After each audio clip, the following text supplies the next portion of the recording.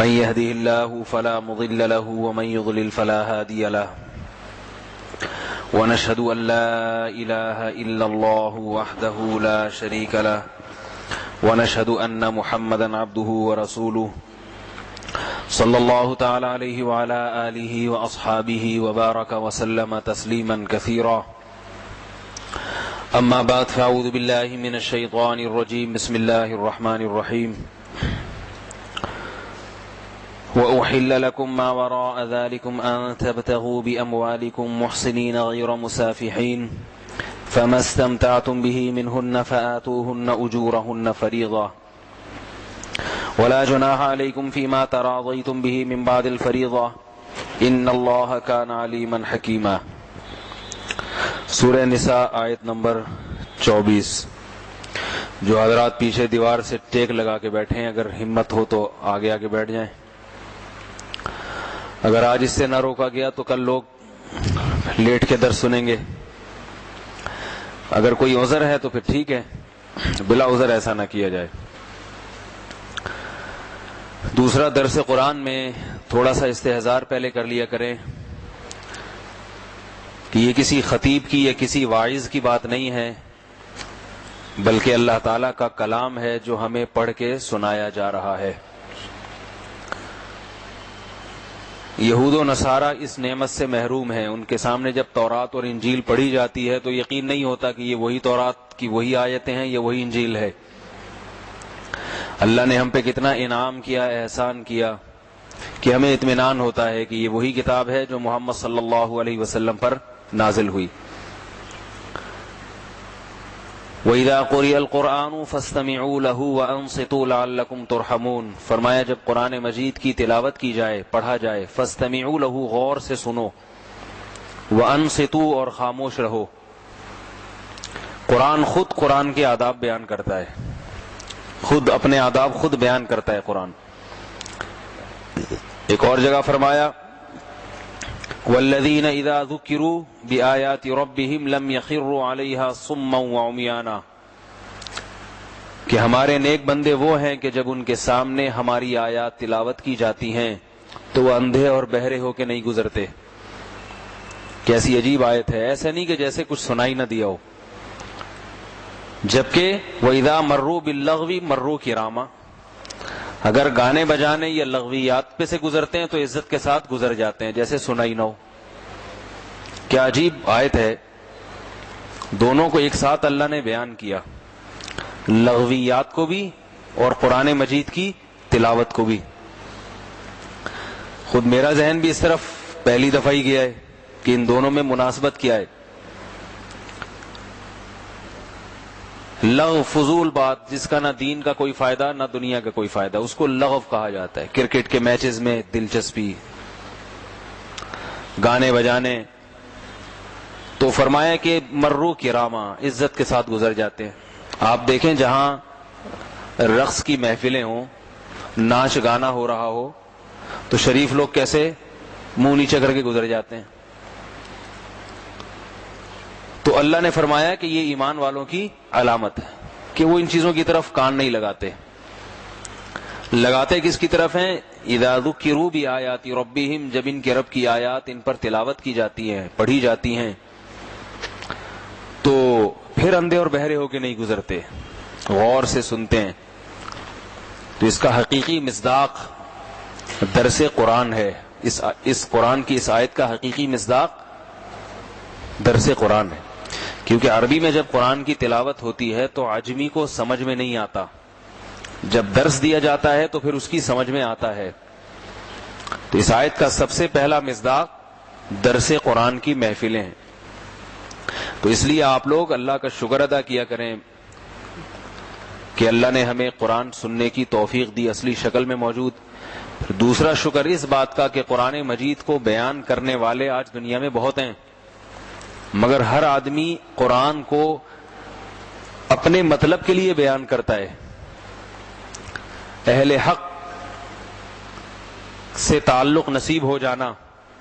اہل حق کی علامت کیا ہے کہ اہل حق قرآن مجید کی وہ تفسیر بیان کرتے ہیں جو قرآن مجید ہی کے اصولوں کے مطابق ہوتی ہے، اس میں قرآن مجید کے دوسرے نظریات کی نفی نہیں ہوتی، اور وہ 1400 سال سے چلتی چلی آ رہی ہے. یہ سب سے بڑی علامت ہے. اجماع کی مخالفت نہیں کرتے، ایک نئی شوشہ چھوڑنے لا کے جو پوری امت کے خلاف ہو، کیونکہ خود قرآن مجید نے حکم دیا ہے کہ اجماع کے پیچھے چلو، یہ امت گمراہی پہ جمع نہیں ہو سکتی. یہ چونکہ موضوع نہیں ہے اس لیے اس پہ میں زیادہ تفصیل میں نہیں جاتا. تو بس یہ 2 باتیں عرض کر کے آپ درس شروع کرتا ہوں. یہ صرف اس لیے کہ تاکہ تھوڑا غور سے رغبت کے ساتھ سنا کریں کہ اللہ کی آیات ہیں جو ہم پہ تلاوت کی جا رہی ہیں. درس میں یہ بات چل رہی تھی، بقرعید سے پہلے جو درس چل رہا تھا، یہ سورہ نساء کی آیت نمبر 23-24 5ویں پارے کی ابتدا، جس میں ان عورتوں کی تفصیل بیان کی گئی جن سے ہمارے لیے نکاح کرنا حرام ہے، ماں، بیٹیا، بہن، یہ سب کی تفصیل بیان کی گئی. پھر یہ بیان کیا گیا کہ کوئی عورت کسی کے نکاح میں ہو تو آپ اس سے بھی نکاح نہیں کر سکتے، اس کی بھی اجازت نہیں ہے. اس پر بھی تفصیلی بیان گزر چکا. اب بتایا جا رہا ہے کہ اب حلال کس سے ہے. پابندیوں کی طویل فہرست ہو گئی نا، تو انسان ڈرتا ہے کہ بھائی کسی سے ہے بھی یا نہیں ہے. لوگ، بیمار آدمی جب حکیم کے پاس جاتا ہے تو حکیم صاحب اس کو پرہیز بتاتے ہیں، بھائی یہ بھی نہیں کھانا، بڑا گوشت نہیں کھا سکتے، کباب نہیں کھا سکتے، نمک تیز نہیں کھا سکتے، گھی نہیں کھا سکتے، اور پراٹھے نہیں کھا سکتے. تو وہ غصے میں پوچھتا ہے، حکیم صاحب آپ یہ بتا دیں کھا کیا سکتا ہوں میں، 2-4 چیزیں رہ گئی ہیں وہ بتا دیں. تو حکیم صاحب کہتے ہیں نا بھائی اس 4-6 چیزیں جو میں نے بتائی ہیں نا نہیں کھا سکتے، اس کے علاوہ سب کھا سکتے ہو. تو پھر تھوڑا تسلی ہوتی ہے مریض کو، اچھا بھائی یہ اس کے علاوہ باقی سب الاؤ ہے. تو اللہ بھی بتا رہے ہیں کہ ان عورتوں سے نکاح حرام. وَأُحِلَّ لَكُمْ، حلال کر دی گئی ہیں تمہارے لیے، ما وراء ذالکم، ان کے علاوہ جتنی ہیں سب کی سب. ذالکم اس میں اشارہ ہے، جو ہاتھ سے جب کسی چیز کی طرف اشارہ کیا جاتا ہے نا اس وقت یہ لفظ استعمال ہوتا ہے. گویا ہاتھ سے اشارہ کر کے بتایا جا رہا ہے کہ یہ جو عورتیں ہم نے بیان کی ہیں نا، مائیں، بیٹیاں، بھتیجیاں، بھانجیاں، ساس، بہو، سوتیلی بیٹی، اور ایک عورت نکاح میں ہے تو اس کی بہن سے نہیں کر سکتے نکاح، ٹھیک ہے. ایک عورت کسی کی بیوی ہے، کسی کے عقد میں ہے، جب تک وہ طلاق نہ دے دے تم نہیں کر سکتے. یہ تو پابندی، یہ ان کے علاوہ ساری کی ساری تمہارے لیے حلال ہے، سب حلال ہیں تمہارے لیے. بہت وسعت ہے اس لفظ میں. یہاں لفظ من کی جگہ لفظ ما استعمال کیا گیا. یہ عربی لغت کا ایک، جن کو عربی گرامر سے کچھ واقفیت ہے وہ سمجھیں گے.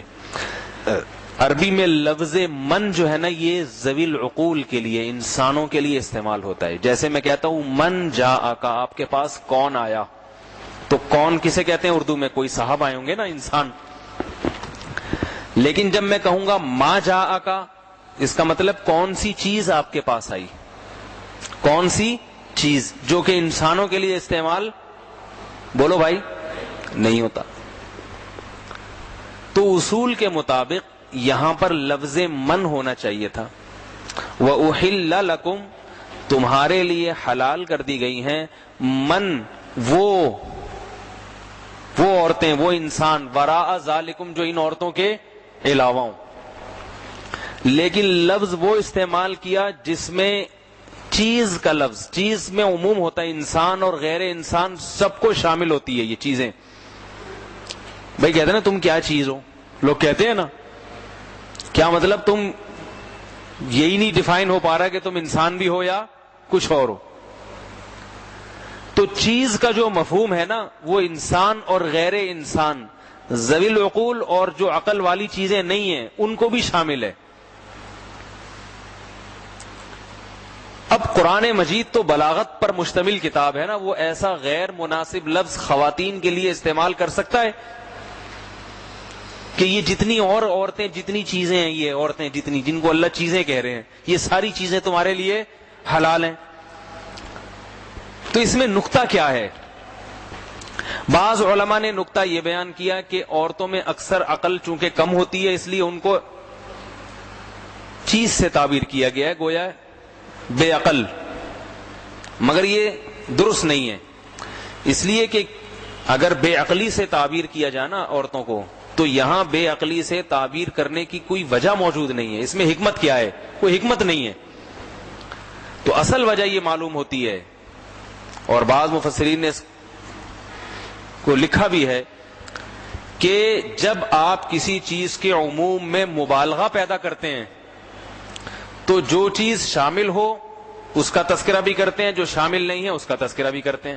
اس کو میں ایک مثال سے سمجھاؤں گا، پھر سمجھ میں آئے گی، ورنہ آپ کہیں گے پتہ نہیں کس قسم کی ٹیکنیکل باتیں مولوی صاحب کر رہے ہیں. دیکھیں، جب گھر میں کوئی مہمان آتا ہے، گھبرا رہا ہوتا ہے، آپ اس سے کھانے کا پوچھتے ہیں، کھانا رکھا ہے، مٹھائی رکھی ہے، رسگلے رکھے ہوئے ہیں، وہ ڈر رہا ہے کھاتے ہوئے. ایک شرم ہوتی ہے، جھجک ہوتی ہے، پتہ نہیں پیسوں سے خرید کے تو نہیں لائے، مہنگے تو نہیں ہے، ایسا تو نہیں مروت میں پوچھ رہے اور میں اٹھا کے کھانا شروع کر دوں. بعض دفعہ ویسے ہی پوچھا جاتا ہے، بھائی کھائیں گے تو نہیں آپ، اور مہمان فوراً کہہ دیتے ہیں ہاں کھاؤں گا. میزبان کے گلے پڑ جاتا ہے وہ کہ یار یہ تو میں نے تو ویسے ہی پوچھ لیا تھا. تو مہمان پر ایک روب دبدبا ہوتا ہے، وہ جھجکتا ہے. تو آپ مہمان کی جھجک دیکھتے ہوئے کہ بھئی یہ ہاتھ بڑھاتے ہوئے تھوڑا گھبرا رہا ہے، شرم آ رہی ہے، جھجک محسوس کر رہا ہے، آپ اسے کہتے ہیں بھائی کھائیے نا، کہتے ہیں نا کہ بھائی کھائیے نا. اور وہ ڈرتے ڈرتے پوچھ رہا ہے کہ بھئی ایک کھاؤں یا دو بھی کھا سکتا ہوں. تو آپ کیا کہیں گے؟ اس کی گھبراہٹ دور کرنے کے لیے بولیں گے بھائی یہ سب کچھ آپ کا ہے، اس گھر میں سب کچھ آپ کا ہے، جو چاہیں کھائیں، گھبراتے کیوں ہیں؟ تو یہاں جو چاہیں میں لفظ میں مٹھائی کا ڈبہ اور ڈبے کے علاوہ بھی چیزیں آ گئیں، فریج میں جو کچھ رکھا ہے وہ بھی، کچن میں دیگچی کے اندر جو کچھ رکھا ہے وہ بھی. لیکن حقیقت میں آپ کی مراد یہ نہیں ہوتی کہ اس مٹھائی کے علاوہ کچھ اور کھائیں، بلکہ عموم میں مبالغہ پیدا کرنا کہ بھائی جب اتنی ساری چیزیں حلال ہیں تو یہ تو بطریق اولا حلال. یہ ایک لغت کا، ایک بلاغت کا اصول ہے.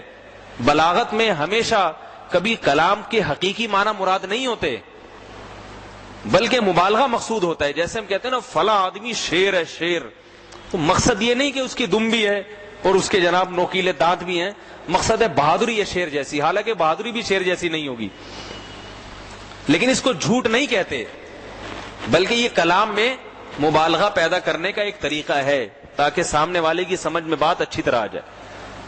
تو اب میزبان جب کہتا ہے کہ یہ کھائیے جو کچھ ہے آپ کا ہے، مراد یہ مٹھائی ہی ہوتی ہے. مطلب یہ نہیں کہ فریج میں گھس کے آپ وہاں سے جو بالو شاہی رکھی ہے وہ بھی آپ اٹھانے کی کوشش کریں، اور کچن میں جو گٹکا رکھا ہوا ہے ہم نے چھپا کے، پان کے ڈبے رکھے وہ بھی کھائیں. نہ کسی چیز کو ہاتھ نہیں لگانا. مہمان بھی سمجھتا ہے کہ جب میزبان مجھے اتنا پروٹوکول دے رہا ہے کہ بھئی جو کچھ ہے آپ کا ہے، تو مطلب یہ کہ پھر ایک یا دو کی بات نہیں ہے، 4-6 لڈو بھی میں آرام سے کھا سکتا ہوں. تو یہاں بھی اللہ تعالیٰ نے جو تعبیر استعمال کی ما وراء ذالکم، آپ پر پابندیاں پیچھے اتنی لگی ہیں نا، اس سے نہیں نکاح کر سکتے، اس سے نہیں کر سکتے، اس سے نہیں کر سکتے. وہاں گورا تو ہر ایک سے کر رہا ہے انگریز، اس کے لیے تو یہ قانون اور ضابطہ ہی نہیں ہے. کہہ رہے جس سے سمجھ میں آؤ کر لو، بلکہ نکاح بھی کرنے کی ضرورت نہیں، جیسے چاہو اپنی خواہش پوری کرو. اور آپ مسلم کنٹری میں رہتے ہیں، مسلمان معاشرے میں، آپ کو مولوی صاحب نے شروع میں بتا دیا حرمت علیکم امہاتکم وبناتکم واخواتکم وعماتکم وخالاتکم وبنات الاخ وبنات الاخت وامہات نسائکم. یہ ساری تفصیل جو ہے نا سن کے اب آگے اللہ فرما رہے ہیں ارے بھائی احل لکم ما وراء ذالکم، اس کے علاوہ سب حلال، سب حلال ہے، کوئی پابندی نہیں ہے سوائے مشرک عورت، مشرک جس کو دوسری آیات میں حرام قرار دیا. حتیٰ کہ اہل کتاب یہود و نصارہ کی عورتیں بھی تمہارے لیے حلال، اور مسلمانوں میں ان اصناف کے علاوہ، ان اقسام کے علاوہ سب کی سب حلال ہیں تمہارے لیے. سمجھ میں آ رہی ہے بات؟ تو عموم میں مبالغہ تاکہ تمہاری گھبراہٹ دور ہو جائے اور تم نکاح کو برا کام نہ سمجھو، اور یہ سمجھو کہ تمہارے رب کی طرف سے تمہیں اس میں وسعتیں دی جا رہی ہیں. وسعتیں، پابندیاں نہیں لگائی جا رہی بلکہ وسعتیں دی جا رہی ہیں. یہی طرز عمل فانکحوا ما طاب لکم من النساء میں بھی ہے. اللہ نے فرمایا نا جہاں دوسری آیت میں 2-2 3-3 4-4 سے نکاح کرو، تو وہاں بھی ماں کا لفظ، وہاں بھی عموم میں مبالغہ کہ جن عورتیں جو بھی پسند آئیں ان میں 2-2 3-3 سے تم نکاح معذرت کے ساتھ کر سکتے ہو. یہ موضوع میں نہیں لے کر آ رہا, یہ قرآن میں آیا ہوا ہے. لوگ کہتے ہیں نا آپ گھما پھرا کے شادی پہ لے آتے ہیں, تو آیتیں ہی وہی چل رہی ہیں, تو اس کو تو ڈیفائن کرنے دیں, مجبوری ہے. ٹھیک, ہماری بھی کچھ مجبوریاں ہوتی ہیں. تو جو ہے وہاں بھی مبالغہ پیدا کرنا مقصد ہے کہ نکاح کے معاملے میں معاشرے کی طرف سے تو پابندیاں ہیں. دہلی والا دہلی والی سے کرے گا, سہارنپور اسٹیشن کی طرف رخ بھی نہ کرے. وہ ہوتا ہے نا ہمارے یہاں شادیوں میں کیا ہوتا ہے, پنجابی ہے تو پنجابی عورت سے ہی کرے گا, مہاجر سے نہیں ہو سکتا. نہیں, یہ ہمارے خاندان کی رسم و رواج کے خلاف ہے. میمنوں میں بہت زیادہ ہے, میمن عورت ہی آئے گی گھر میں, اور لڑکی بھی میمن خاندان میں ہی جائے گی. اور جناب مہاجر ہے تو مہاجر سے کرے گا, اردو اسپیکنگ سے. پھر اردو اسپیکنگ میں اکثر بتاتا رہتا ہوں نا, بہت ساری شرطیں لگی ہوئی ہیں. اردو اسپیکنگ کی بہت قسمیں, جو سہارنپور کے وہ سہارنپور سے, یو پی والوں سے, دہلی والے دہلی والوں سے. جو یو پی والے دہلی والی سے نہیں کریں گے, کہ دہلی والے بڑے تیز ہوتے ہیں, اور دہلی والے کہتے ہیں یہ بڑے بیوقوف ہوتے ہیں. تو ایک دوسرے کے لیے بہت ساری پابندیاں ہم نے. نتیجہ کیا نکلتا ہے کہ 40 سال کی مرد کی عمر ہو جاتی ہے, اس کی بھی شادی نہیں ہوتی, اور لڑکیاں بھی جوانی کی عمر سے گزرنا شروع کر دیتی ہیں, بوڑھی ہونے لگتی ہیں گھروں میں, ان کی بھی شادیاں نہیں ہوتی. تو اس لیے اللہ نے نکاح کو جب حلال قرار دیا تو بہت مبالغہ کیا اس میں. فرمایا ما وراء ذالکم, یورپ جاتے ہو وہاں گوری عورتوں سے کر لو, اگر مسلمان ہو گئی ہیں وہ, ان سے کر لو. اور چاہے یہ جو افغانی آج کل چائنا جاتے ہیں نا, چائنیز, تو چائنیز عورتوں سے افغانی بہت شادیاں کر رہے ہیں, ان کو مسلمان کر کے. چائنیز عورتوں سے, جیپنیز عورتوں سے, وہاں کی عورتیں اپنے شوہر, وہاں کے مردوں سے نہیں کرتی شادیاں. ہمارے ایک رشتہ دار جاپان کا ٹور لگا کر کے آئے, جاپانیوں سے بڑے متاثر تھے وہ. جاپانیوں سے آپ بھی بڑے متاثر ہوں گے نا, ہم بھی بڑے متاثر ہیں کہ جیپنیز اتنے اچھے ہوتے ہیں, ایسے سلیقے شعار اور ایسے ایٹیٹیوڈ ان کے, کہ بہت ہی تمیزدار قوم ہے. تمیز کی میں ابھی مثالیں نہیں دوں گا, سب کو پتا ہے کہ اتنی ترقی کی جاپان نے, تو کچھ تو ہوگا نا. تو وہ جب جاپان سے ہو کے آئے, انہوں نے کہا کہ جاپانی عورت جیپنیز کو پسند نہیں کرتی, اتنے اچھے ہیں. ٹھیک ہے نا. اب کیا اچھائی رہ گئی میرے بھائی, جب وہاں کی عورت اپنے مقامی مرد سے شادی نہیں کرنا چاہتی, غیر ملکی کو ترجیح دیتی ہے. وجہ اس کی یہ کہتے ہیں, وہ وجہ اس کی یہ کہ وہ جیپنیز جو ہے نا, اس کو پتا ہے شادی کر کے کچھ دن تو رہے گا بیوی کے پاس, اس کے بعد وہ رات کو کہا جاتا ہے نائٹ کلب میں, بیوی کے پاس نہیں آتے. وہ نائٹ کلب بہت زیادہ ہے وہاں پہ. تو اگر ان کو کوئی مسلم مل جائے نا, مسلمان, تو وہ اس سے شادی کو ترجیح دیتی ہیں. وجہ اس کی ان کو پتا ہے یہ, اگر وہ مسلم زانی شرابی نہیں ہے تو یہ جو ہے نا کم از کم رات کو گھر آئے گا. ہمارے ہاں کیسا بھی خراب آدمی ہو, بالآخر آتا کہاں ہے, بشرطے کہ زانی نہ ہو. اب چونکہ ہمارا کلچر بھی خراب ہو رہا ہے, زنا کی طرف جا رہا ہے, تو وہ پھر وہ بھی اسی کا انجام بھی اللہ نہ کرے وہی ہوگا جو ان ممالک کا انجام ہوا. لیکن جہاں زنا نہیں ہے تو وہ بہرحال بیویوں کے ساتھ وفا کرتے ہیں. تو صحابہ کرام نے بھی ایسے ہی کیا, جہاں باہر دنیا میں گئے ہیں بہت کثرت سے نکاح کیے صحابہ کرام نے. یہ جو آپ کو سید بہت بڑی تعداد میں دنیا کے ہر ملک میں سادات نظر آئیں گے آپ کو, جو حضرت حسین حضرت حسن سے ان کے نسب ملتے ہیں. تو یہ کیسے ہو گیا؟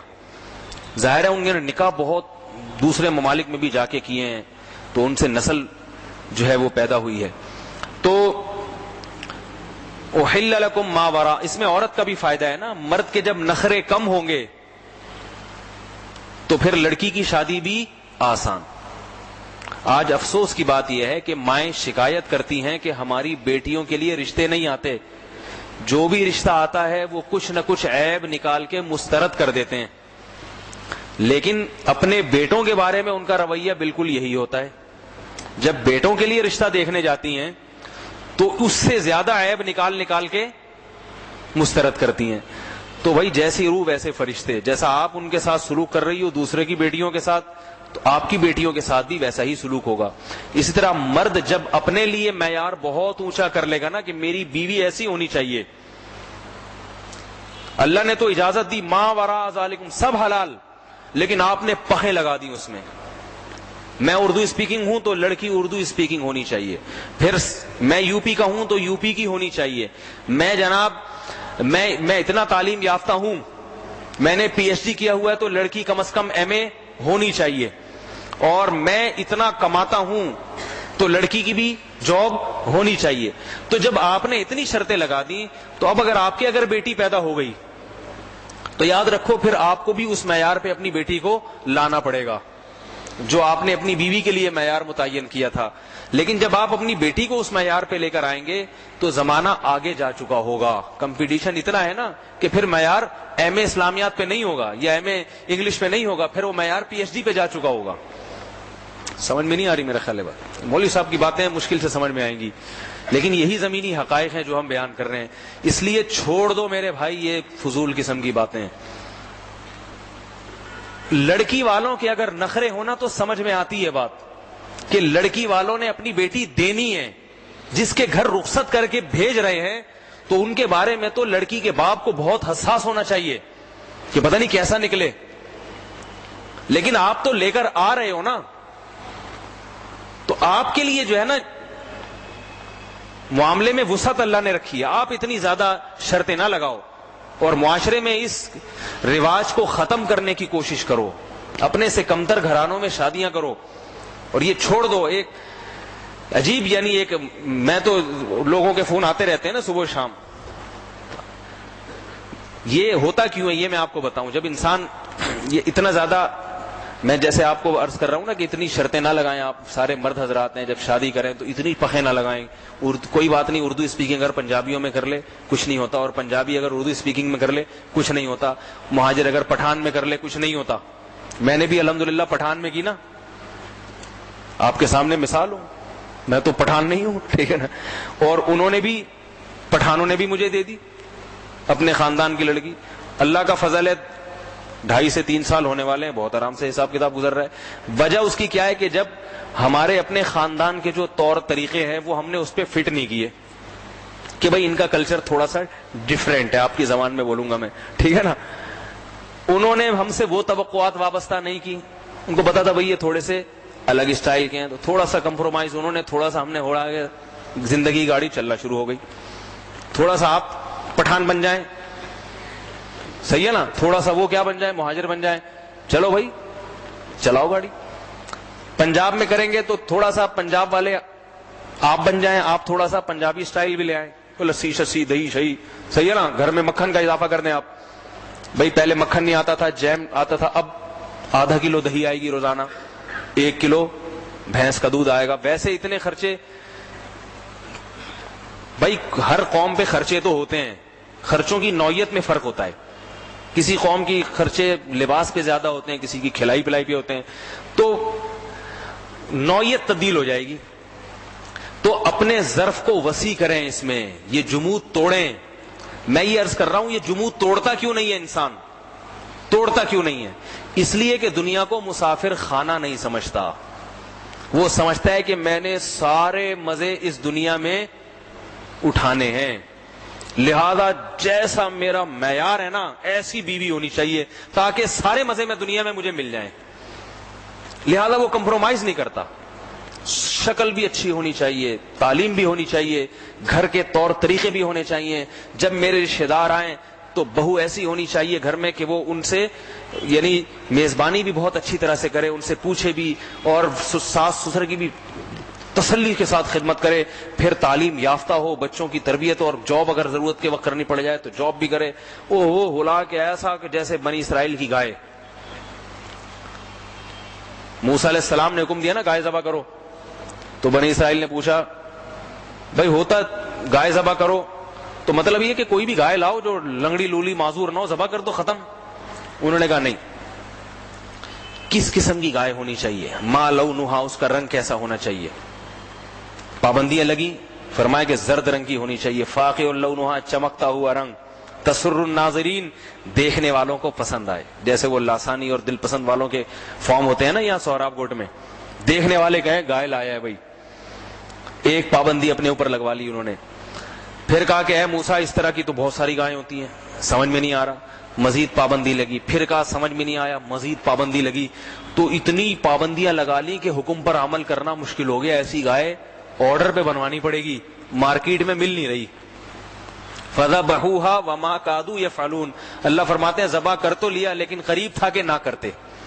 تو بیائی ہی بیوی کی سلیکشن میں اتنی سخت مرد نے معیار بنائے ہوئے ہیں کہ اللہ فرماتے ہیں شاید یعنی یہ آیت یہاں چسپا ہو, فَنَكَحُوهَا وما کادو ینکحون، انہوں نے شادی کر تو لی لیکن ان کے حالات کو دیکھ کے لگتا تھا کہ کنوارے ہی مر جائیں گے یہ دنیا سے، ان کو ملے گی نہیں، اتفاق سے مل گئی، ورنہ اس قسم کی شرائط میں لڑکی کسی کو ملتی نہیں ہے۔ تو بھائی جو یہاں بیٹھتے ہیں، جو لوگ بات سنتے ہیں، تھوڑا سا مردوں کے معاملے میں معیار جو ہے نا مرد ہلکا کریں، اللہ تعالیٰ کی ان ترغیبات سے متاثر ہوں۔ میں نے بھی بتایا نا اللہ کیا فرماتے ہیں، لم یخروا علیہا صما وعمیانا، ایمان والے اندھے اور بہرے ہو کے نہیں گزرتے۔ آگے چلتا ہوں، فرمایا ان تبتغوا باموالکم، اب حلال تو کر دیا تمہارے لیے، حلال سے فوراً ذہن چاہتا ہے کس کی طرف؟ زنا کی طرف، کہ بھائی کسی قاعدے اور ضابطے کے بغیر اللہ نے اجازت دے دی فائدہ اٹھانے کی، نہ، فرمایا کچھ پابندیاں ہیں۔ وہ پابندیاں کیا ہیں؟ ان تبتغوا، کہ تم رشتہ تلاش کرو گے، باموالکم، اپنے مال کے ذریعے۔ مال کس کا خرچ ہوگا؟ بولے بھائی، مرد۔ اس میں جہیز کی بھی نفی، بارات کے کھانے کی بھی نفی، بری کی رسمیں جو بےہودہ فحش انتہائی گھٹیا رسمیں ہیں کہ لڑکی کے گھر سے چیزیں آ رہی ہیں شوہر کے بھائیوں کے لیے اور دیوروں کے لیے اور ساس کے لیے اور جٹھانی کے لیے، اور سونے کی لاکٹ آ رہے ہیں اور پتہ نہیں کیا کیا آ رہا ہے، یہ سب بکواسات۔ مال کس کا خرچ ہوگا؟ اللہ مردوں کو خطاب تھا ان تبتغوا، تمہارا، یہ اللہ نے براہ راست تم کا لفظ استعمال کیا، یو، ٹھیک ہے نا، تمہارا، تو مردوں کا خطاب ہو رہا ہے، تم تلاش کرو گے کس کے ذریعے؟ مال کے ذریعے۔ تو یہ جو نکاح ہوگا، جوڑ ہوگا، ان میں سب سے پہلی شرط کیا ہے؟ تمہاری جیب میں کچھ پیسے ہونے چاہیے۔ خرچہ کس کا ہوگا؟ تمہارا۔ البتہ احادیث سے پتہ چلتا ہے کہ یہ خرچے بالفعل ہوں یا بالقوہ ہوں، دونوں چلیں گے۔ بالفعل اور بالقوہ کی اصطلاح ذرا گاڑی ہے، تو مطلب یہ ہے کہ چاہے ابھی ہوں، ابھی نہیں ہے لیکن کمانے کی طاقت ہے، تو یہ بھی گویا ہیں پیسے۔ ایک آدمی کے پاس ہنر ہوتا ہے، کمانے کی طاقت، وہ کہتی ہے بھائی آپ مجھے قرضہ دے دیں، تو کہیں گے آپ واپس کہاں سے کریں گے، آپ کے اکاؤنٹ میں تو پیسے نہیں، کہہ رہے یار جا کے پتہ کرو، میرے لیے کوئی مسئلہ نہیں ہے، میں 4 دن میں کما لیتا ہوں۔ کرتے کیا جی، میں ٹھیکیدار ہوں، میں یہ ہوں، میں وہ ہوں۔ تو عملاً کمانے کی طاقت بھی اگر کسی میں ہے تو وہ بھی شریعت کی نظر میں مالدار ہی شمار ہوتا ہے۔ تو خواہ ابھی یا ادھار پہ، یعنی مہر فوراً نہیں تو موجل بھی ہوتا ہے نا، بعد میں ادا ہو جائے گا۔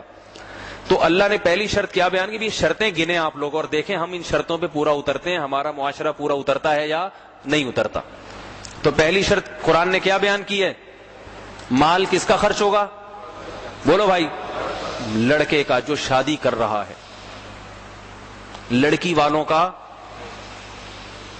اکثر میں بتاتا ہوں نا، محمد صلی اللہ علیہ وسلم نے 4 بیٹیوں کی شادی کی ہے، ایک کھجور بھی کسی کو نہیں کھلایا اپنی بیٹی کی شادی پہ۔ یہ جو بارات کے کھانوں پہ 2-2 ڈھائی لاکھ روپے خرچ ہو رہے ہیں نا، یہ بےہودہ رسم ہے، اس کو چھوڑ دیں۔ ولیمہ ہے شریعت میں، بارات نہیں ہے، شادی بارات کے کھانے نہیں ہیں، بری سب فضول چیزیں ہیں۔ تو پہلی شرط کیا بیان کی ہے؟ مال تمہارا۔ اس میں نفی کس کس چیز کی ہو گئی؟ سبق یاد کرا رہا ہوں، آپ یہاں سے اٹھتے ہی بھول جائیں گے، دوبارہ گھر جائیں گے، کسی گھر میں شادی ہو رہی ہے، پھر وہیں جا کے وہ ہاں بھائی بتاؤ، تو بلکہ گھر جائیں گے نا، سب سے پہلے اپنا بستر چیک کریں، یہ کہاں سے آئے، تو سوچیں ماضی کے اوراق۔ آپ کو گھر میں بہت ساری چیزیں ایسی ملیں گی جو آپ کی نہیں ہیں، معذرت کے ساتھ راز فاش ہو رہے ہیں۔ جائیں گلاس اٹھا کے دیکھیں ٹھیک ہے، جو شادی شدہ ہیں جن کے بچے جوان ہو گئے ان کی بات کر رہا ہوں، جو کنوارے ہیں ان کے ہاں بھی وہ بھابھیوں کا لایا ہوا ہوگا، تو جو شادی شدہ ہیں وہ جا کے دیکھیں یہ جو میں 10 سال سے اس گلاس میں پانی پی رہا ہوں، ذرا ماضی کہ میں نے زندگی میں کبھی گلاس خریدا ہے تو یہ میرے گھر میں کہاں سے آیا؟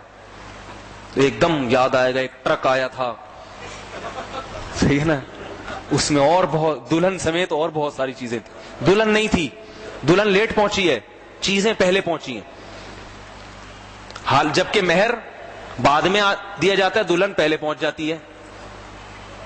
جو قرآن جس کو بیان کر رہا ہے وہ لیٹ، صحیح ہے نا، اور جس کو بیان نہیں کیا جا رہا وہ ایڈوانس میں، پہلے گھر جا کے دیکھا جاتا ہے، جہیز پہلے پہنچایا جاتا ہے وہاں پہ۔ پھر جب آپ کھانا کھانے کے لیے بیٹھیں تو پلیٹ کو اٹھا کے دائیں بائیں اچھی طرح سے دیکھیں ڈنر سیٹ کہاں سے آیا تھا. یہ بستر جس پہ میں سوتا رہا ہوں, ضمیر ملامت کرے گا آپ کو, ورق گردانی کریں کہ یہ کہاں سے آیا, پتہ چلا یہ بھی وہیں سے آیا تھا, تکیہ بھی وہیں سے آیا تھا, تکیے کے اندر روئی بھی بھروائی بھی وہیں سے ہوئی تھی, غلاف بھی وہیں سے, بیڈ شیٹ بھی وہیں سے. پھر مزید آپ گہرائی میں جائیں گے تو آپ کو اپنی پتلون بھی یاد آئے گی کہ یہ بھی بری کی رسم میں ملی تھی, گھڑی اور موبائل اور جتنی اچھی چیزیں ہیں نا ساری وہیں سے آئی تھی. تو اٹھا کر پھینک دو باہر گلی میں, نئی تہذیب کے انڈے ہیں گندے. جب تک مضبوطی نہیں دکھاؤ گے میرے بھائی کوئی رسم چھوٹتی نہیں ہے. معذرت خواتین میرا بیان سن کے بہت بدکتی ہیں, بہت پہلے ہی بھاگی ہوئی ہیں اور بھاگ جائیں گی, لیکن کیا کروں, یہ سارے کام کرواتی کون ہیں؟ خواتین.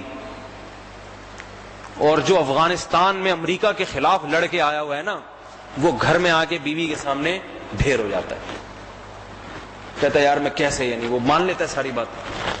تو خواتین سے بھی گزارش ہے کہ آپ کو تو اپنے شوہروں کو خود سمجھانا چاہیے کہ بھائی کیوں خرچہ کر رہے ہیں. دونوں پارٹیاں مل کے بیٹھیں, لڑکے والے لڑکی والے, بھائی نہ ہم تمہارا خرچہ کرائیں گے نہ تم ہمارا خرچہ کراؤ. آج ہم اپنی بیٹی سادگی کے ساتھ بھیج دیں گے, اس کا فائدہ کیا ہوگا, کل تمہاری بیٹیاں جوان ہوں گی تم بھی بھیج دینا, بولنا ہمارے باپ دادا کے یہاں یہی رسم ہے.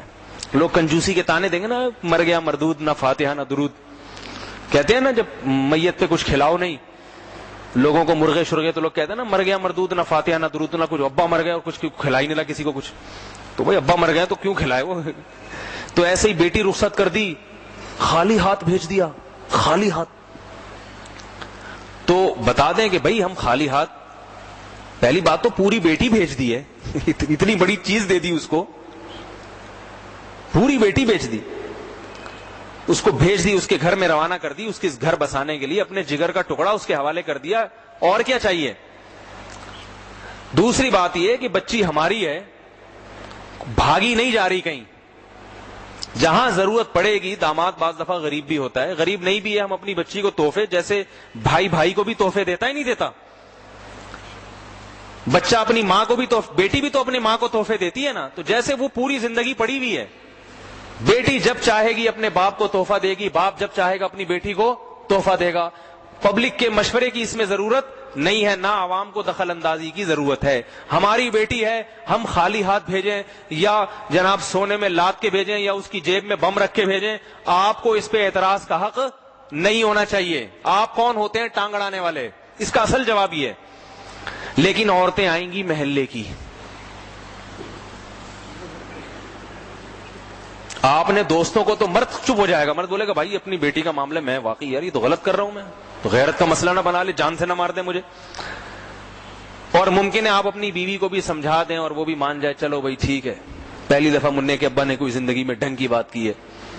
لیکن ہوگا کیا, پھر یہاں سے آئیں گی خواتین, بہن تمہارے میاں نے کیا دیا اپنی بیٹی کو, جی وہ تو مولوی صاحب کا بیان سن کے آئے تھے. اچھا, یہ اپنی باری میں ان کو بیان سمجھ میں آیا ہے, آج تک تو کھاتے بھی رہے ہیں, خود بھی اتنا جہیز لے لیا, اور یہ بس وہ پھر ایسے تانے, عورت کے تو تانے پھر ایسے ہوتے ہیں نا, وہ ایسی باتیں. تو ہمت کرو, بنانے دو باتوں, بولو یہ گندگی رسم ختم ہو جائے ایک دفعہ. خدا کی قسم, جس نے اس نیکی کی بنیاد رکھ لی, میں سمجھتا ہوں اتنی بڑی نیکی کی اس نے, اتنی بڑی نیکی کی, بیٹیوں کو باپ پہ بوجھ بننے سے بچا لیا اس نے. ہمارے سامنے جو کیسز آتے ہیں, میں اگر آپ کو بتا دوں, برین ہیمریج ہو جائے آپ کو. لاکھوں پتی لوگ بھی بیٹی کی پیدائش پہ خوش نہیں ہیں, کیونکہ ایک آدمی 10 لاکھ کماتا ہے نا, تو اس کو بیٹی کو دینا اسی حساب سے پڑے گا. پھر 6 بیٹیاں ہو گئی تو اس کا تو بیڑا غرق ہو گیا. تعلیم الگ دلوائے, دیکھو بیٹے کو آپ ڈاکٹر بناؤ, انجینئر بناؤ, پیسہ خرچ کرو, ریٹرن ہو جاتا ہے, اس کو پتا ہے یہ کما کے مجھے ہی کھلائے گا. بیٹی پہ جتنا خرچ کرو گے آپ کو پتا ہے میرے فائدے کی نہیں ہے, سب سسرال کی جو ہے نا اس کی ہوس اس سے پوری ہوگی سسرال کی, اور سسرال بھی وہ جو بیٹی کا خیر خواہ بھی نہیں ہوگا, ان کے اپنے اختلافات الگ چل رہے ہوتے ہیں. تو یہ عذاب ہے میرے بھائی. ہندو معاشرے میں جو واقعات ہو رہے ہیں نا, کل ہمارے معاشرے میں بھی ہوں گے یہ واقعات. ہمارے پاس جب اللہ کی کتاب موجود ہے، اسلام موجود ہے، تو ہمیں ان کو فالو کرنے کی کیا ضرورت ہے؟ وہ گائے کا پیشاب پینے والی قوم ہے، ہم شادی بیاہ کی رسومات بھی ان سے لیں گے؟ ہم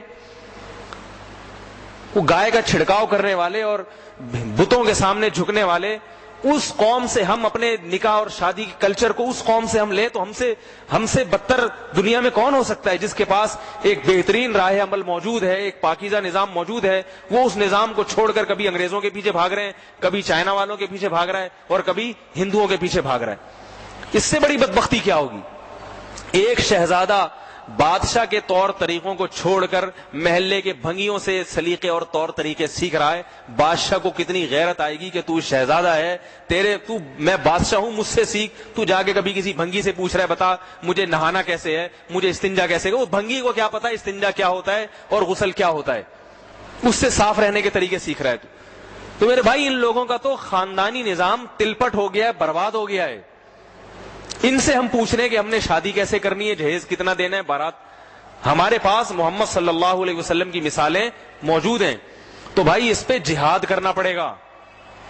یہ رسم آسانی سے ختم نہیں ہوتی۔ میں بار بار یہ بات بتاتا ہوں، لڑکی والوں کی کسی حد تک مجبوری ہوتی ہے جہیز دینا، ان کو ورنہ تانے ملتے ہیں۔ لڑکے کی کوئی مجبوری نہیں ہے، وہ تھوڑا ایکشن لینا، بولے بھائی مجھے نہیں چاہیے بارات کا کھانا، وہ مضبوطی دکھائے تو دکھا سکتا ہے، وہی نہیں دکھاتا۔ تو بھائی ہمت کرو گے نہیں کرو گے؟ اب الحمدللہ ایسے واقعات کچھ سامنے آنے لگے ہیں، علماء کے لوگ بیانات سنتے ہیں تو کچھ واقعات سامنے آنے لگے ہیں۔ بڑے بڑے لاکھوں پتی گھرانوں میں شادی ہوئی، لڑکی ایک چیز بھی لے کے نہیں گئی ہے ساتھ۔ کل ایک نکاح ہے، ڈیفینس میں رہتی ہیں وہ لوگ، آپ چاہیں تو ان کے ولیمے میں شرکت کر لیں اپنی ذمہ داری پہ، ٹھیک ہے، دیکھ لیں جا کے۔ مجھے بھی دعوت دی ہے لیکن میرے پاس چونکہ وقت نہیں ہے اس لیے میں نہیں جا رہا، لیکن بار بار ایک چیز سوچ کے جانے کا خیال ہوتا ہے کہ ان کی ڈیفینس میں رہتے ہیں، مالدار لوگ ہیں، بارات بھی نہیں کر رہے، جہیز بھی نہیں ہے۔ سمجھ میں آ رہی ہے بات؟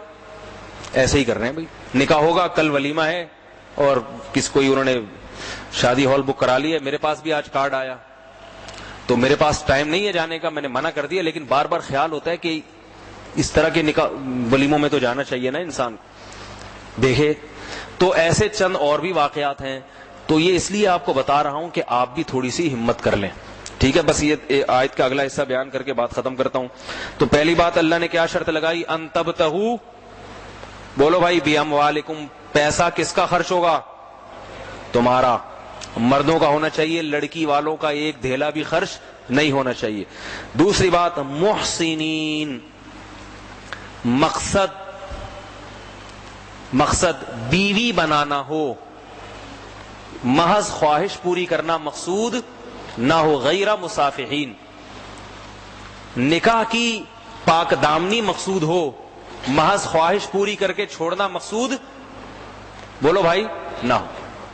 جیسے اب پیسوں کا ذکر آیا نا، تو اب ایسا نہ ہو کہ عورت ایک بکاؤ مال بن جائے، زیادہ قیمت لگا کے اس سے اپنی خواہش پوری کی، اس کے بعد اس کو چھوڑ دیا۔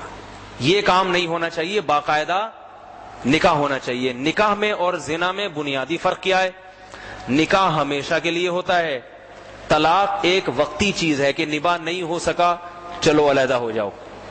نیت یہ نہیں تھی، معاہدہ یہ نہیں تھا، ارادہ یہ نہیں تھا، ارادہ یہی تھا کہ گھر بسانے کے لیے کی جا رہی ہے، نسل بڑھانے کے لیے شادی کی جا رہی ہے۔ سمجھ رہے بات؟ وہ ایک اتفاقی بات ہے، بعض دفعہ رخصتی سے پہلے بھی طلاق ہو جاتی ہے، بن نہیں سکی، حالات ایسے سامنے آ گئے، وہ ایک الگ چیز ہے، لیکن پہلے سے یہ نہ ہو کہ خواہش پوری کروں گا اور چھوڑ دوں گا، جو زنا میں ہوتا ہے، متع میں ہوتا ہے، یہ نیت نہیں ہونی چاہیے۔ فرمایا فمستمتعتم بہ منہن، پھر جب رخصتی ہو جائے اور تم ان سے لذت حاصل کر لو، فرمایا فآتوہن اجورہن فریضہ، تو ان کا جو مہر متعین ہوا تھا وہ ان کو دے دو۔ کیا مطلب؟ جب شوہر اپنی بیوی سے ہم مستری کر لیتا ہے تو مہر مؤکد ہو جاتا ہے، پھر بیوی کا حق بن جاتا ہے، اس سے پہلے بیوی کا حق نہیں ہے۔ یہی وجہ ہے کہ اگر رخصتی سے پہلے شوہر نے بیوی کو طلاق دے دی تو پورا مہر نہیں دینا پڑتا بلکہ آدھا مہر دینا پڑتا ہے۔ تو یہ بتایا جا رہا ہے کہ اگر رخصتی ہو جائے تو اس کے بعد پھر اب اگر تم طلاق دو گے تو تمہیں پورا مہر دینا پڑے گا۔ آدھا مہر یا مہر معاف نہیں ہوگا جب تک کہ وہ عورت صراحتاً معاف نہ کر دے. آگے اس کے مزید احکام ہیں، وقت چونکہ زیادہ ہو گیا ہے، سوالات کی پرچیاں بھی ہیں، تو پھر آیت کا اگلا حصہ اور اگلی آیت انشاءاللہ پھر اگلے درس میں. آگے بھی آیات ہیں اسی سے متعلق احکام بیان کیے گئے ہیں. یہ بہت اہم آیات ہیں، ہمارے معاشرے میں ان آیات کی دھجیاں اڑائی جاتی ہیں، تو انشاءاللہ ہم سنیں گے، عمل کرنے کی اللہ تعالیٰ شاید ہمیں توفیق عطا فرما دے. یہ سوالات ہیں کافی، تو یہ ذرا یہ سارے پکڑا دیں ایک دفعہ. اہل حدیث افراد چوتھے دن بھی قربانی کرتے ہیں اور اس پر دلائل دیتے ہیں، اس کی تفصیل بتا دیں. اور یہ کہتے ہیں کہ چوتھے دن بھی قربانی جائز ہے. یہ تفصیلی مسئلہ ہے، ابھی اتنا وقت نہیں ہے، تو اگلے ہفتے مجھے یہ سب سے پہلے یہی دیں، بلکہ میں اپنی جیب میں ڈال لیتا ہوں، تو اگلے ہفتے پھر سب سے پہلے اسی مسئلے کو انشاءاللہ بیان کر دوں گا درس کے بعد. عید الاضحیٰ کے دن کا آدھے روزے کے حوالے سے فرمائیں رکھنا چاہیے قربانی کے گوشت. یہ روزہ نہیں ہوتا عید الاضحیٰ کے دن، اس کو لوگ روزہ سمجھتے ہیں، روزہ نہیں ہے، بلکہ سنت یہ ہے کہ عید الاضحیٰ کے دن کچھ کھایا نہ جائے جب تک کہ نبی صلی اللہ علیہ وسلم کی عادت تھی عید الاضحیٰ کے دن پہلا لقمہ جو آپ کے حلق مبارک میں اترتا تھا وہ قربانی کا گوشت ہوتا تھا. اس لیے سنت عمل یہ ہے کہ عید الاضحیٰ کے دن صبح کچھ نہ کھایا جائے، کیونکہ اللہ کی ضیافت ہے نا. تو ضیافت میں اگر آپ نے کسی کے مہمان بن کے گئے اور پیٹ بھر کے چلے گئے تو اس کو غصہ آئے گا نا، وہ کہے گا بھائی میں نے آپ دعوت کی بھی تھی اور آپ پہلے سے کھا کے آ گئے ہیں. تو یہ اللہ کی طرف سے دعوت ہے، تو اللہ بھی چاہتے ہیں بھوکے رہو. جب میں تمہیں کلیجی پھیپڑے اور یہ سب چیزیں چانپے وہاں پہ میں لا کے رکھوں گا نا تمہارے سامنے، اس میں سے کھانا. لیکن یہ اس صورت میں ہے، پہلے زمانے میں لوگ بہت ماہر ہوتے تھے، ادھر جانور کو نہر کیا، کھال اتاڑی، آدھا گھنٹے میں سارا کام ہو جاتا تھا. میں نے 2-3 دفعہ اس سنت پر عمل کی کوشش کی، کافی مشکلات پیش آئیں، کیونکہ ہمارے ہاں قصائیوں کے پاس تو ٹائم ہوتا ہی نہیں ہے نا، وہ پھر اتنا لمبا کھینچتے ہیں، عصر کے بعد جا کے نمبر آتا ہے، تو عید ایسے ہی ہو جاتی ہے. تو یہ اس کے لیے تو عمل کرنا آسان ہوگا جس کے چلو 10-11 بجے تک تو تیار ہو جائے نا گوشت. لڑکی کے نکاح میں وکیل اور گواہ کا محرم ہونا ضروری ہے؟ نہیں. کیا کسی ہندو کی چغلی لگانا اتنا بڑا گناہ ہے اپنے سگے بھائی کے؟ جی ہاں، غیبت کسی کافر کی بھی جائز نہیں ہے، یہ انسانی حقوق میں سے ہے. تحقیق کرنی ہے کہ ڈاکٹر ذاکر نائک کے عقائد کے اعتبار سے ان کا شمار مقلدوں میں ہوگا یا غیر مقلدوں میں. ڈاکٹر ذاکر نائک کا چیپٹر کافی دنوں بعد پھر شروع ہو گیا ہے. یہ 4 ائمہ میں سے کس امام کی تقلید کرتے ہیں؟ نیز ان کا فقہ سے کوئی تعلق ہے یا یہ بھی صرف قرآن و حدیث صحیح حدیث پر اکتفا کرتے ہیں؟ چونکہ اللہ تعالیٰ نے ان کو منطق اور عقلی دلائل پر قابلیت عطا فرمائی ہے، اور جو ان کی سب سے بڑی قابلیت ہے وہ یہ کہ ہندو، عیسائیوں اور یہودیوں کی کتابوں سے دین اسلام کو حق، حضور صلی اللہ علیہ وسلم کی بعثت کو اور حضور صلی اللہ علیہ وسلم کے آخری نبی اور آپ کو آخری نبی اور رسول ثابت کرتے ہیں. اگر کوئی ان کی صرف قابلیت سے نفع اٹھانے کے لیے ان کی اسپیچز سنے تو کیا یہ درست ہے یا پھر کلی طور پر ان کی اسپیچز سے اجتناب کیا جائے؟ یہ تو میں اکثر بتاتا رہتا ہوں، یہ جو ادیان باطلہ اور اسلام اور دوسرے مذاہب کا تقابل، اس میں ڈاکٹر ذاکر نائک کو غیر معمولی مہارت حاصل ہے، تو اس قسم کی اسپیچز ان کی ضرور سننی چاہیے. لیکن جہاں مسائل کی بات آتی ہے ڈاکٹر ذاکر نائک گڑبڑ کرتے ہیں. تو یہ کسی مسلک سے ان کا تعلق نہیں ہے، 4 ائمہ میں سے ہیں یہ غیر مقلد ہی، اگرچہ یہ بعض بیانات میں انہوں نے اپنے آپ کو حنفی بھی کہا ہے، تو غیر مقلد بھی ہیں. لیکن مسئلہ غیر مقلد یا مقلد ہونے کا نہیں ہے، مسئلہ یہ کہ ان کے دلائل ادھورے ہوتے ہیں. اکثر میں ایک مثال دیتا ہوں نا کہ عوام آدھے دلائل سنتی ہے تو وہ سمجھتی ہے کہ بس یہی ہے سب کچھ. تو ہونا یہ چاہیے کہ ایک اتنی بڑی مسند پہ ایک آدمی بیٹھا ہو تو وہ ائمہ کے احترام کے ساتھ ایک مسئلے کو بیان کرے اور دوسرے مذہب کی دلیل بھی بیان کرے کہ بھئی امام حنیفہ کی یہ دلیل ہے اور ان کی یہ دلیل ہے، ان کا یہ جواب، ان کا یہ جواب، تو دونوں کے دلائل ہیں. اس طرح سے اس مسئلے کو بیان کرنا چاہیے. جبکہ ان کی عادت یہ ہے کہ یہ اکثر ایسے بیان کرتے ہیں کہ جو میری رائے ہے 100% وہی درست ہے، باقی جو ہے نا اس کے خلاف جو چلے گا تو وہ گویا حدیث کی مخالفت کر رہا ہے. اس کی میں کئی مثالیں ہیں، ابھی وقت نہیں ہے، وہ مثالیں اکثر میں بیانات میں دیتا رہتا ہوں. تو یہ طرز خطرناک ہے، یہ درست نہیں ہے. مولانا صاحب اجتماع کے بیان میں ایک صاحب کا بیان میں اصرار تھا کہ چونکہ دعوت دیے بغیر جہاد کیا جا رہا ہے اس لیے مسلمان ہر جگہ مار کھا رہے ہیں. ان کا کہنا ہے کہ پہلے دعوت پھر جزیہ پھر آخر میں لڑائی. حضرت وضاحت درکار ہے. دعوت جو جہاد سے پہلے دی جاتی ہے یہ وہ دعوت نہیں ہے جو تبلیغی جماعت والے دیتے ہیں. تبلیغی جماعت والے جو دعوت دیتے ہیں یہ تذکیر ہے، آپس میں ایک دوسرے کو نصیحت ہے. جہاد کے لیے جو دعوت ضروری ہے وہ تو صحابہ کرام ایک مرتبہ قوم کے سردار کو دیا کرتے تھے اور وہی سردار پوری قوم کو پہنچا دیتا، اور وہ مختصر ہوتی تھی. توحید کی دعوت، رسالت کی دعوت، اور پھر اس کے بعد کہ یہ قبول کر لو ورنہ جزیہ دو، ورنہ پھر لڑائی ہے. تو یہ وہ والی دعوت نہیں ہے. یہ بھی ضروری ہے تبلیغ کی دعوت، مگر جہاد والی دعوت یہ وہ نہیں ہے. جو جہاد والی دعوت ہے نا، جہاد سے پہلے جو دعوت ضروری ہے، وہ دعوت امام احمد ابن حنبل اور امام شافعی رحمۃ اللہ علیہ نے اپنے دور میں فرمایا، آج سے 1100-1200 سال پہلے، کہ وہ دعوت پوری دنیا میں پہنچ چکی ہے.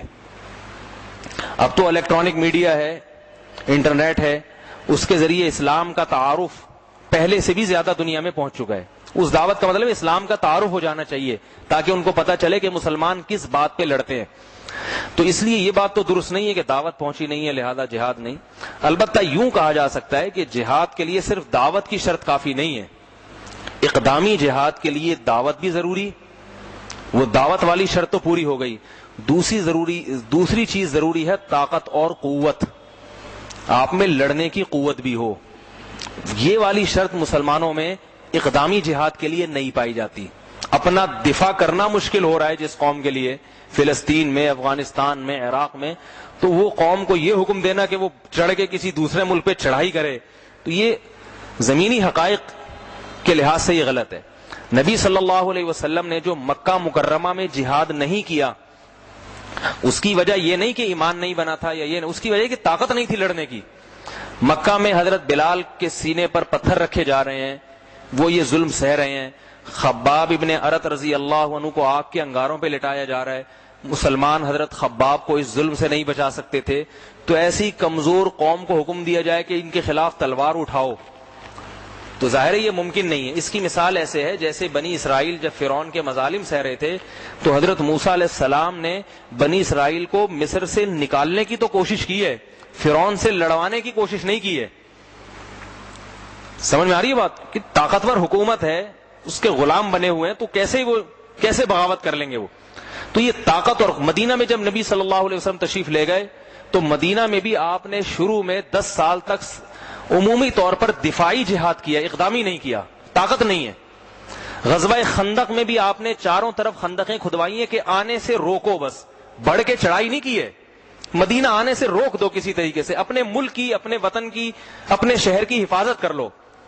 ہاں جب 10,000 کا لشکر تیار ہو گیا، چاروں طرف قبائل مسلمان ہو گئے، اس کے بعد آپ صلی اللہ علیہ وسلم نے مکہ مکرمہ فتح کرنے کے لیے پورا لشکر لے کر مکہ کی طرف تشریف لے گئے.